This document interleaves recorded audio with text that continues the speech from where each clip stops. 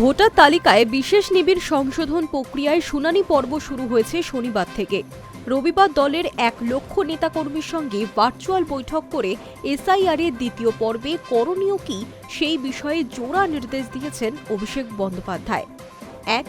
শুনানি পর্বে দলের বিএলএদের উপস্থিত থাকতে হবে এবং 2. শুনানি কেন্দ্রের বাইরে তৃণমূলের তরফে সহায়তা শিবির খুলে মানুষকে সাহায্য করতে হবে। তবে প্রথম নির্দেশের মধ্যেই অভিষেক কমিশনের সঙ্গে সংঘাতের ইঙ্গিত দিয়ে রেখেছেন বলে অভিমত তৃণমূলের অনেকেরই। কারণ শুনানি পর্বে কোনো রাজনৈতিক দলের প্রতিনিধিকে প্রবেশাধিকার দিচ্ছে না নির্বাচন কমিশন। সূত্রের খবর, রবিবারের বৈঠকে অভিষেক বলেছেন কমিশন অনুমতি দিচ্ছে না, কিন্তু বিএলএদের শুনানি পর্বে থাকতেই হবে।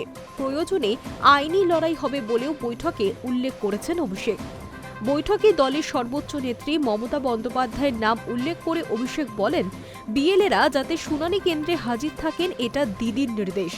সূত্রের খবর, অভিষেক নির্বাচন কমিশনের কৌশল সম্পর্কে বলতে গিয়ে বলেছেন, ইসি চাইছে মানুষ যাতে অধৈর্য হয়ে শুনানি কেন্দ্র থেকে বাড়ি চলে যান, তাহলে নাম বাদ দিতে সুবিধে হবে। এই প্রসঙ্গে তিনি দলের নেতা কর্মীদের নির্দেশ দিয়েছেন, বুথ স্তরে কাদের শুনানিতে ডাকা হচ্ছে, কেন ডাকা হচ্ছে তা নিয়ে দলীয় স্তরে পদক্ষেপ করতে। কেন বিএলএদের থাকার কথা তৃণমূল বলছে তারও ব্যাখ্যা দিয়েছেন অভিষেক। সূত্রে খবর, তিনি বলেছেন, এসআইআর-এর প্রথম পর্বে রাজনৈতিক দলগুলির বিএলএরা যুক্ত ছিলেন।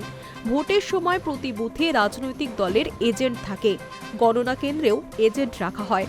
তাহলে শুনানিতে কেন রাজনৈতিক দলের প্রতিনিধিত্ব থাকবে না? সার্বিকভাবে অভিষেকের এই তত্ত্ব সব রাজনৈতিক দলের জন্যই প্রযোজ্য। তবে অনেকেরই বক্তব্য, অভিষেক বুঝেই একথা বলেছেন, কারণ প্রতি বুথ ভিত্তিক শুনানিতে লোক দেওয়ার মতো সাংগঠনিক শক্তি তৃণমূল ছাড়া অন্য কোনো দলের নেই। এসআইআর-এর শুনানি পর্বে নিবিড় সাংগঠনিক নজরদারির নির্দেশ দিয়েছেন অভিষেক।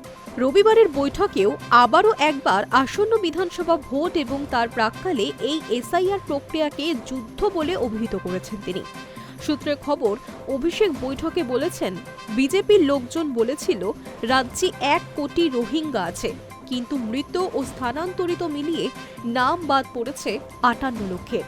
শুনানি পর্বে বৈধ ভোটারের নাম বাদ দেওয়ার ষড়যন্ত্র আরও প্রকট হতে পারে বলেও দলকে সতর্ক করে দিয়েছেন অভিষেক।